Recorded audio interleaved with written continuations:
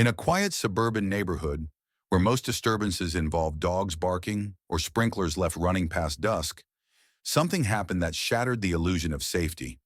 It started with a sound, not a gunshot, not a crash, just a scream, sharp, human, and unmistakably terrified.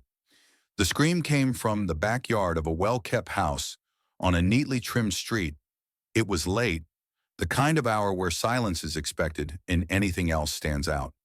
One neighbor, awakened by the noise, stepped to his window and looked into the yard next door. What he saw would later be described in court as deeply disturbing. A man, tall, barefoot, wearing a white shirt soaked in what appeared to be blood, was dragging a limp body toward the swimming pool. The neighbor didn't know it at the time, but he was watching the final moments of a woman's life. There was no panic in the man's movements, no shouting, no crying, just calm, deliberate action, as if he was cleaning up, not reacting to a tragedy. The witness dialed 911. By the time the first patrol unit arrived, the yard lights were on, and the body of a woman lay floating face down in the pool. Paramedics pulled her from the water. She was unresponsive. Lividity had already begun. She had multiple stab wounds, mostly to her neck and upper torso. The blood loss alone was unsurvivable. Her face, her arms, her chest, all marked by the blade. The paramedics declared her deceased at the scene. Officers secured the house. No forced entry, no signs of struggle in the living room, dining area, or kitchen. The crime had unfolded entirely in the backyard, and whoever did it was still inside the home. In the master bedroom, they found the husband, Scott Falatair, sitting on the edge of the bed. His clothes had been changed. His hands were clean, his demeanor calm, confused. When asked what had happened, he reportedly said, "I don't know. Is Yarmila okay?" The victim was Yarmila Falatair, 41 years old, wife of Scott Falatair for over 20 years, mother of two. The family was well-liked, church-going, polite. Neighbors described them as the kind of people you never worry about. No known history of violence, no police calls to the home, no whispers of infidelity, financial trouble, or domestic strife. But now she was dead, stabbed over 40 times and drowned in her own backyard pool. What came next confused everyone, even the detectives. Scott Falatair was not intoxicated. He showed no signs of a struggle, no scratches, bruises, or defensive wounds. Only a small, bandaged cut on one finger. His tone was subdued, disconnected. He didn't ask for a lawyer. He didn't demand to see his kids. He didn't try to flee or argue. His first real statement, "I was asleep. I don't remember anything." Detectives were used to denials, even elaborate lies. But this one wasn't emotional. It wasn't manipulative. It was blank, empty, a void where a confession or denial should be. It wasn't guilt or panic. It was something else. As officers processed the scene, they found more troubling details. A pair of blood-soaked gloves were hidden in the trunk of a car. The murder weapon, a kitchen knife from the home, had been wiped and stored in a sealed container in the garage. Scott's bloody clothing had been separated from his clean outfit, concealed behind a stack of boxes. These weren't the actions of a sleepwalker. These were the decisions of someone who knew what they were doing and didn't want it to be found. The evidence contradicted the man's demeanor. In the days that followed, Scott was booked on suspicion of first-degree murder. His children were taken in by relatives. Yarmila's body was examined in forensic detail. 44 stab wounds, defensive injuries on the arms, indications that she had tried to crawl away. But she had been dragged. Witness testimony supported that. And after all the stabbing, she had been held underwater. The prosecutors were confident, but so were the defense attorneys. Because the case wasn't about whether Scott killed Yarmila. It was about whether he did it knowingly. Scott insisted that he had no memory of the killing, that he had gone to bed as normal and awoke in a nightmare. His lawyers didn't claim insanity. They claimed something else, something far rarer and far harder to prove: sleepwalking homicide. As the investigation moved forward, the real question took shape. Could a man with no criminal record, no known history of violence, no motive, truly carry out a brutal murder while unconscious? Was it possible to walk, stab, hide evidence, and even lie, all while asleep? For detectives, the horror of the crime wasn't just what happened in that backyard. It was what it might say about human consciousness itself, and whether the man in that house had truly known what he was doing. That night ended with a woman dead, a man arrested, and an entire community wondering what kind of monster lives behind the eyes of someone who doesn't even know he's one. From the outside, the Fillaters were the kind of family that made neighbors feel at ease. Their home was modest but well-maintained, sitting on a corner lot in a quiet residential loop in Phoenix. No one complained about noise. The yard was kept in order. Two kids, both in school, a dog, church on Sundays, barbecues in the summer. To any passing observer, they represented stability. But detectives have learned that the surface rarely tells the full story. A clean front lawn doesn't mean a clean conscience. Scott Fillater was by most standards a successful man. He held a master's degree in electrical engineering, worked at Motorola, and had a reputation for being methodical, intelligent, and introverted. He wasn't the kind of person who raised his voice in meetings. He followed rules, respected hierarchy, and was described by colleagues as quiet, sometimes too quiet. His wife, Yarmila, was the opposite in many ways. More social, more expressive. She was born in Czechoslovakia, raised with traditional values, and carried herself with quiet strength. She stayed at home with the children when they were young, later taking on part-time work. To those who knew her, she was patient, giving, and proud of her family. They had met young and married early. Their relationship from the outside had longevity, over 2 decades together. But little documentation of strain. There were no calls to police, no restraining orders, no history of divorce filings or therapy. But that absence of conflict on paper didn't necessarily mean harmony. In many cases, it simply meant the pressure was internalized, buried beneath layers of duty and religious conviction. Scott's faith played a significant role in how he processed emotion. As a devout Mormon, he believed in self-control, in forgiveness, in enduring trials silently. But repression can be dangerous when it overrides instinct. He had told friends in passing that he sometimes felt overwhelmed, particularly with his job. Long hours, layoff rumors, constant change in his department. He was also taking medication for a thyroid condition, a small detail that would later become a key point of discussion during the trial. Some drugs are known to interfere with sleep cycles. Combined with exhaustion and stress, they can deepen sleep stages and, in rare cases, trigger abnormal behavior. None of this on its own suggested violence, but investigators have long known that violent outbursts don't always emerge from chaos. They often come from pressure, quiet, consistent, and unacknowledged. Neighbors described the Fillaters as normal, but when pressed, some added that they weren't particularly close to anyone. There were no backyard get-togethers, no shared holidays. The family kept to themselves. Always polite, never warm. What stood out most to detectives in the early days of the investigation was the absence of motive. There was no affair, no financial desperation, no family feud. Scott and Yarmila shared a bank account, no hidden debts, no secrets uncovered in the immediate forensic sweep. It was a clean profile, too clean, almost clinical. That raised a question. If there had been no visible signs of erosion, then what had cracked? Autopsy reports confirmed that Yarmila had not only been stabbed, she had fought back. Defensive wounds on her arms suggested that she had tried to resist. That contradicted the idea of a sudden collapse or spontaneous accident. But the method of attack, the frenzied nature of the wounds also didn't point toward a cold-blooded murder planned in advance. It looked messy, panicked, emotional, or disconnected. As detectives reviewed the physical evidence, they also began to reconstruct the final days leading up to the event. Nothing in the family's recent history signaled an impending crisis. Scott had gone to work, come home, helped with a pool pump that had been malfunctioning. That night, according to initial statements, they had eaten dinner, discussed church, and prepared for bed. No shouting, no silence, just routine.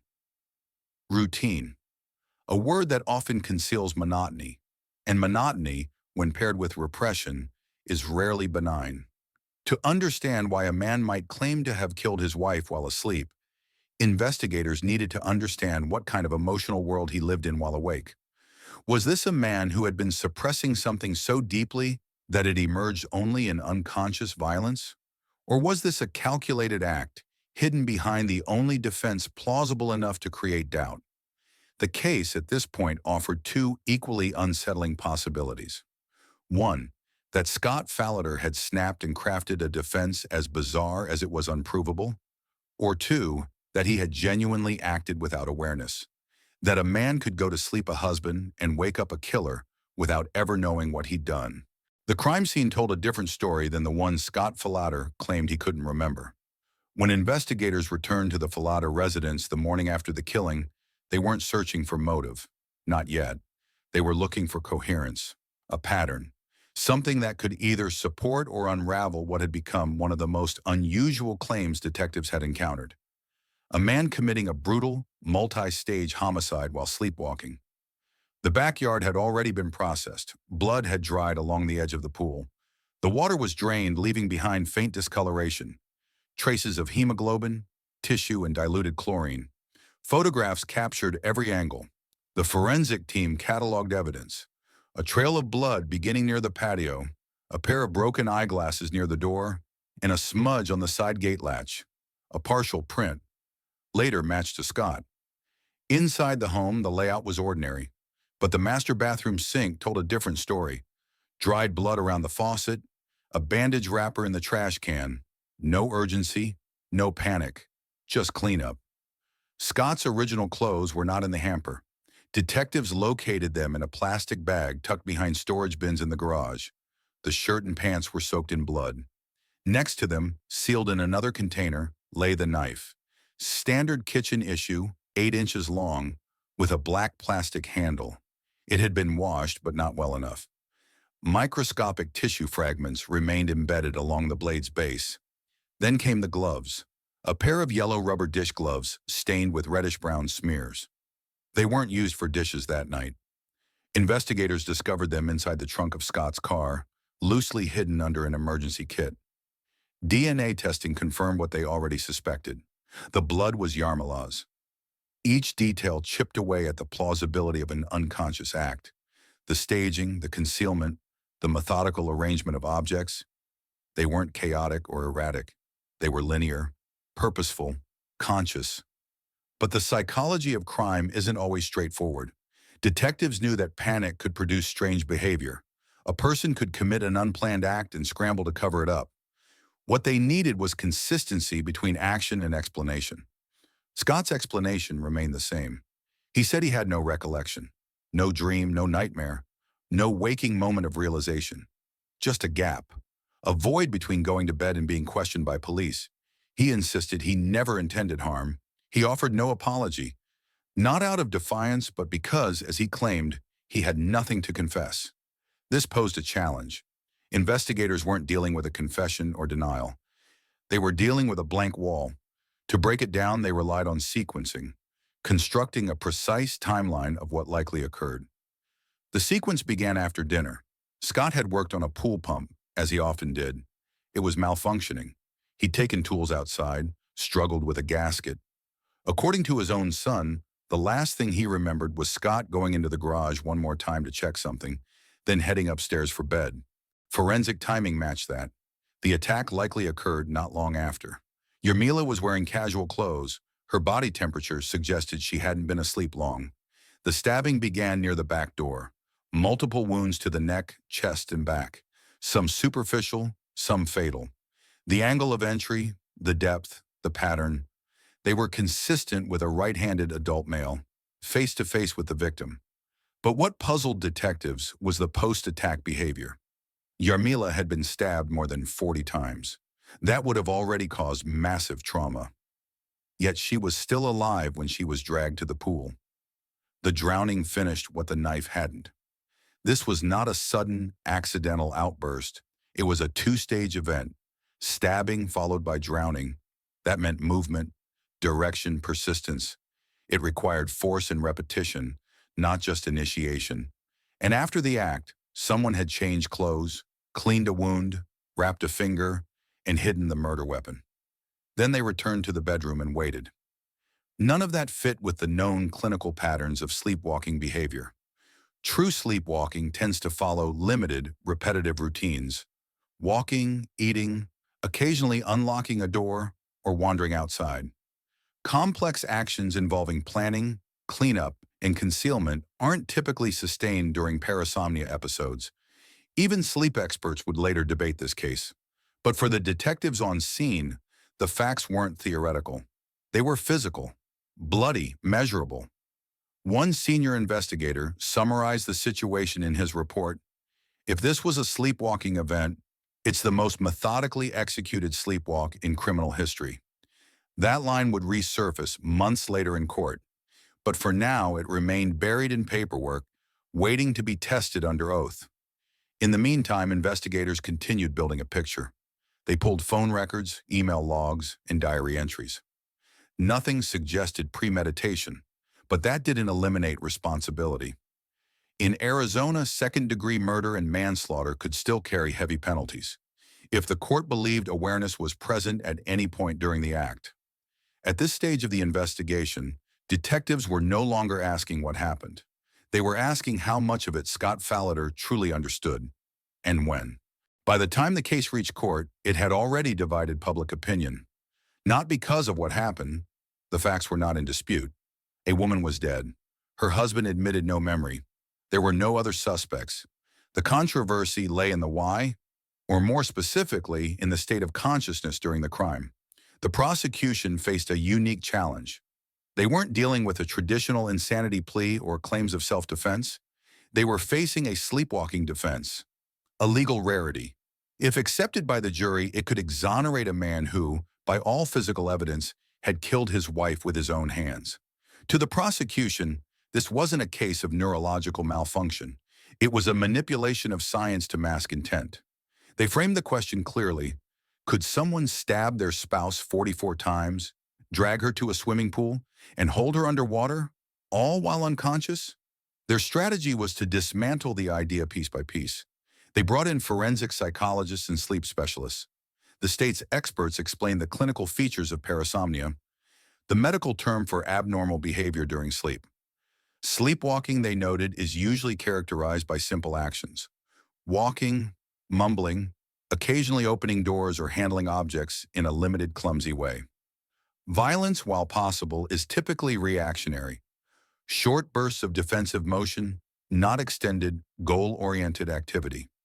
The actions seen in the Fallader case, stabbing, hiding weapons, changing clothes, cleaning wounds, did not match known patterns. These were steps taken with logic, not instinct. To reinforce their case, prosecutors focused on post-crime behavior: the gloves, the garage, the effort to conceal the knife, the change of clothing. These decisions were made in a coherent sequence, not frenzied, not dreamlike, but rational. Their position was simple: either Scott Fallader was conscious, or he was capable of committing premeditated murder in his sleep with the composure of a man wide awake. But the defense wasn't without foundation. Scott's legal team turned to clinical sleep medicine, a field still evolving in the late 1990s, but one that had documented rare instances of extreme parasomnia. They presented studies from cases in Canada, Europe, and the US, where individuals had engaged in complex behaviors, even violent acts, without conscious memory. In one referenced case, a man drove 30 miles and killed a family member during what was later deemed a sleepwalking episode. The defense called expert witnesses who had interviewed Scott extensively. These experts testified that he showed no signs of malingering, no manipulation, no rehearsed responses. He also had a well-documented history of sleepwalking during adolescence. His wife, Yarmila, had even mentioned it to others, saying she'd once found him standing outside the house barefoot in the middle of the night. The defense's argument rested on a timeline. They claimed that a combination of factors, stress, disrupted sleep, possible medication side effects, and a malfunctioning pool pump that he had been obsessively repairing, contributed to an altered state of consciousness. That state, they argued, resulted in an automatism event, actions without awareness or intent. But even within the defense camp, the science was acknowledged as incomplete. There was no scan or test that could prove what state Scott's brain was in that night. There was only behavior, background, and interpretation. As testimony continued, the jury sat through conflicting expert opinions. One side insisted the crime was too complex to occur in a dissociative state. The other argued that under extreme conditions, the brain could indeed execute programmed behavior, like fixing the pool, even during sleep. The stabbing, they said, could have been triggered by confusion or a misperceived threat. Yet neither side could answer the core question with certainty. Was Scott Fallader aware of what he was doing?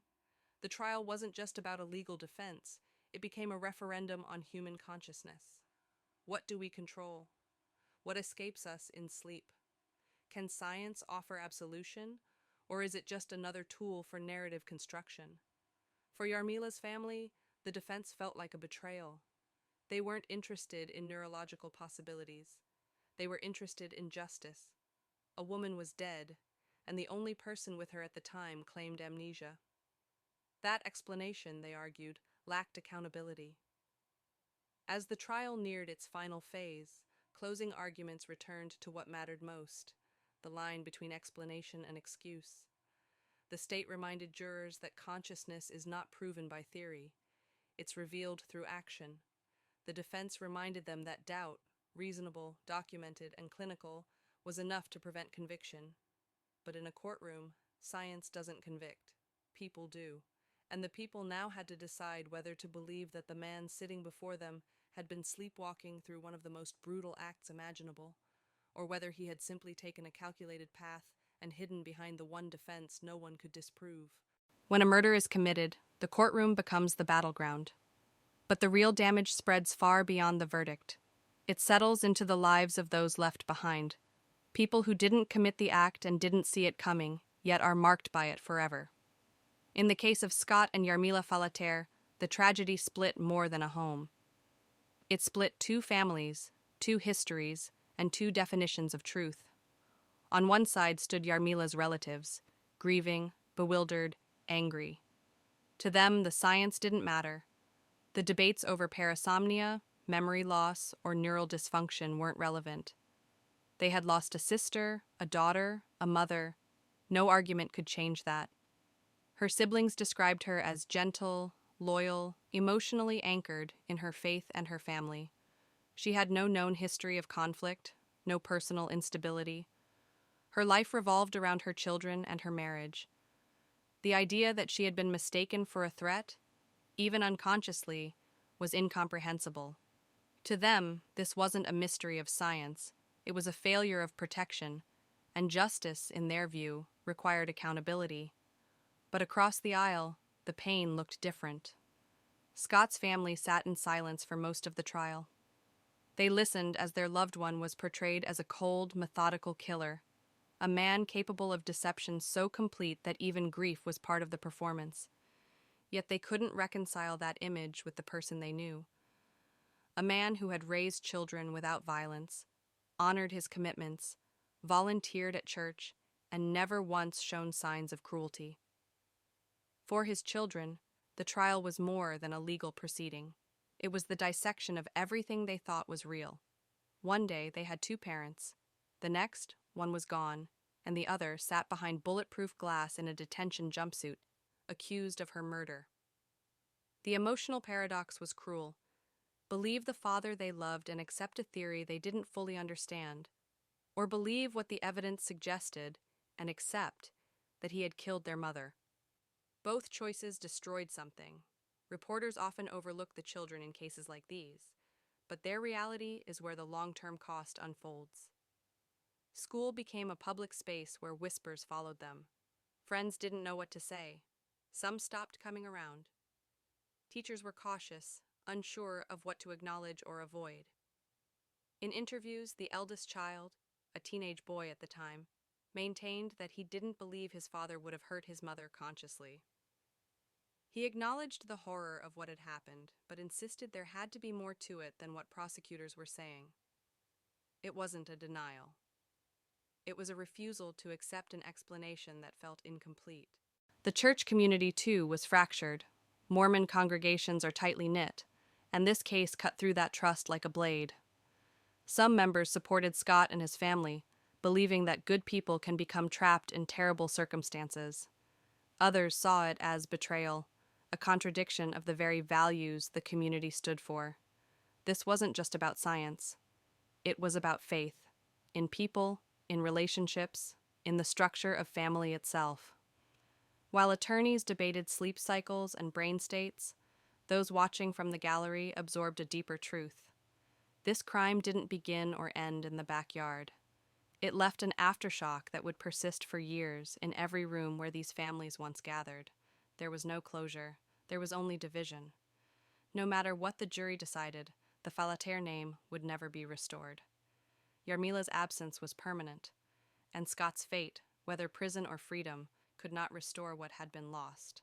Trust, stability, certainty. That's the cost of domestic homicide. It doesn't just take a life, it breaks a lineage. It leaves survivors carrying answers no one wants to believe and questions no one can fully resolve.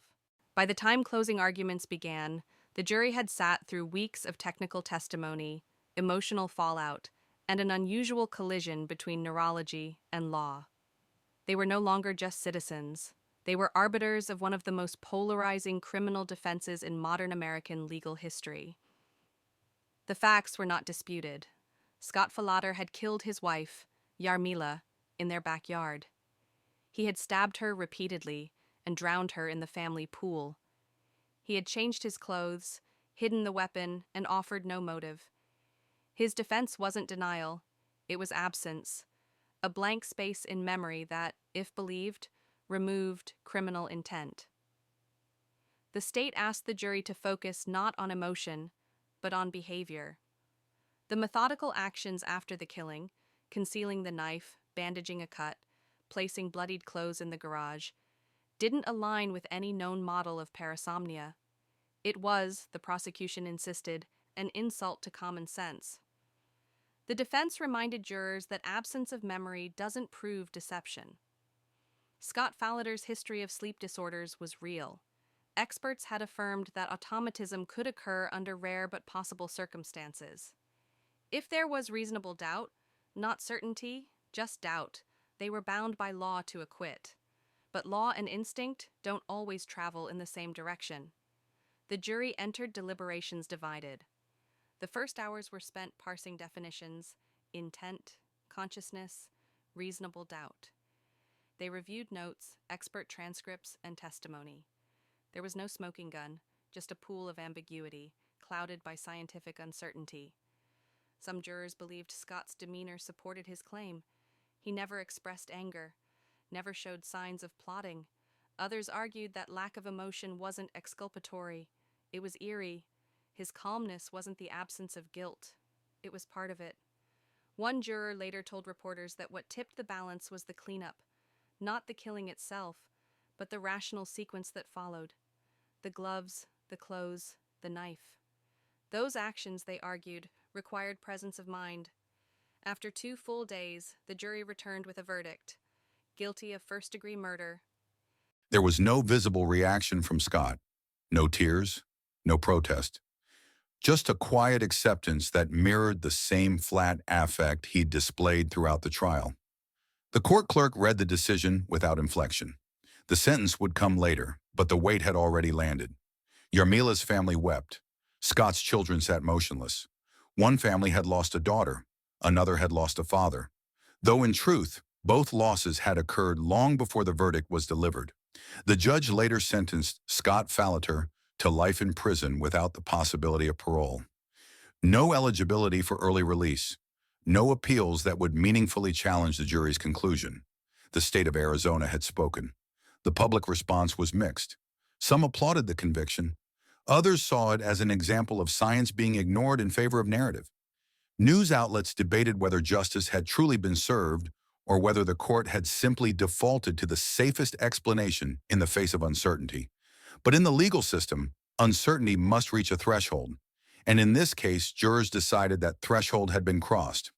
What made the verdict haunting wasn't just the punishment.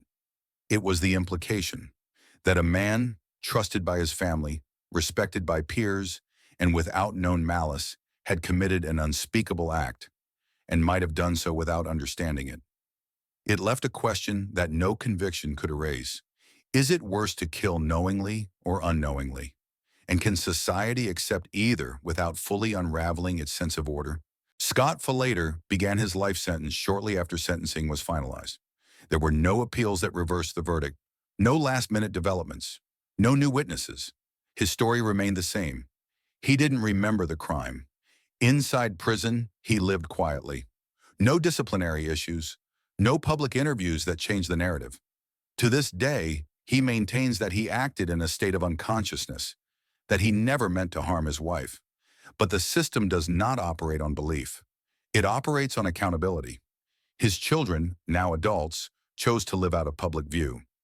One of them gave a rare statement years later, expressing love for both parents, but refusing to relive the trauma through media attention.